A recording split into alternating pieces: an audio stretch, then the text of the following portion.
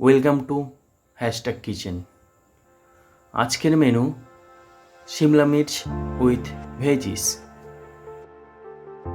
আজকের রেসিপিটা বেসিক কিছু সবজি দিয়ে তৈরি, যা খুব হেলদি এবং টেস্টি, যা আপনার বাড়ির বড় থেকে ছোট সবারই পছন্দ হবে। তবে চলুন দেরি না করে শুরু করা যাক। আমরা প্রথমেই নিয়ে নেব দুটি শিমলা মির্চ মানে ক্যাপসিকাম, একটি গাজর, আর নিয়ে নেবেন তিনটে মাঝারি সাইজের টমেটো, আর তিনটে নিয়ে নেবেন মাঝারি সাইজের আলু। তার সাথে নিয়ে নেবেন একটি ফুলকপি, সেগুলোকে ভালো করে কেটে নেবেন।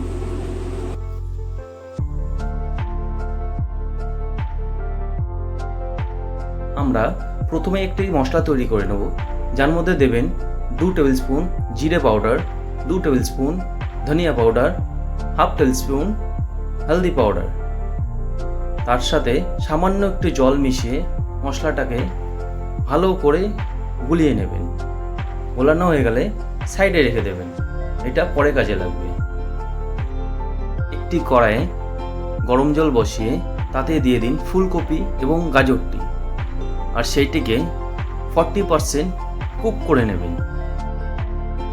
গাজর ও ফুলকপি যখন দেখছেন 40% সিদ্ধ হয়ে গেছে, তখন আপনি একটি ছাঁকনির সাহায্যে তুলে একটি পাত্রে রেখে দিন। কড়াইয়ে তেল দিন। তেল যখন হালকা গরম হবে, তার মধ্যে দিয়ে দিন 3টি চপ করা পটেটো আলুগুলোকে একটু নেড়ে চেড়ে যখন লাল লাল হয়ে আসবে, তার মধ্যে দিয়ে দিন 2 শুকনো লঙ্কা, একটি তেজপাতা, একটু জিরে ও 2 এলাচ, আর 1 টুকরো দারচিনি দিয়ে সেটাকে একটু নাড়িয়ে নেবেন। নাড়ানো হয়ে গেলে তার মধ্যে দিয়ে দেবেন সেই সিদ্ধ করা ভেজিটেবলগুলো। গাজর, আলু ও ফুলকপিটা ভালো করে রোস্ট করে নিন, যাতে কাঁচা না থাকে। যখন দেখবেন লাল লাল হয়ে আসছে, তখন ভাববেন ভাজাটা হয়ে গেছে। তখন তার মধ্যে অ্যাড করবেন ক্যাপসিকাম মানে শিমলা মির্চটা অ্যাড করে দিন। অ্যাড করে ভালো করে নেড়ে নিন।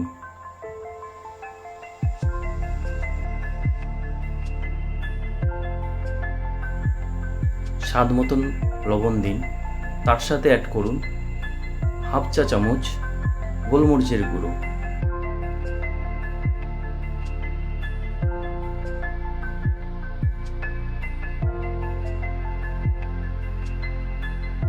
আমরা আগে যে মশলাটি বানিয়ে রেখেছিলাম বাটিতে, সেটি অ্যাড করুন, আর তার সাথে অ্যাড করুন 1 চা চামচ আদার পেস্ট।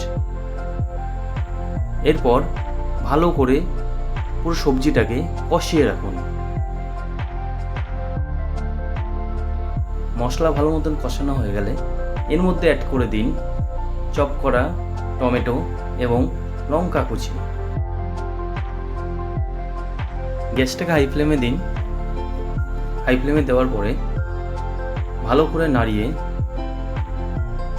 সবজিটি 2 মিনিট ওয়েট করুন। 2 মিনিট পরে আমাদের সবজি সার্ভ করার জন্য রেডি। ভিডিওটি ভালো লেগে থাকলে অবশ্যই লাইক ও কমেন্ট করে জানাবেন। চ্যানেলটিকে সাবস্ক্রাইব করুন এবং পাশে থাকা বেল আইকনটি প্রেস করতে ভুলবেন না। ভালো থাকুন, সুস্থ থাকুন, সকলকে ভালো রাখুন।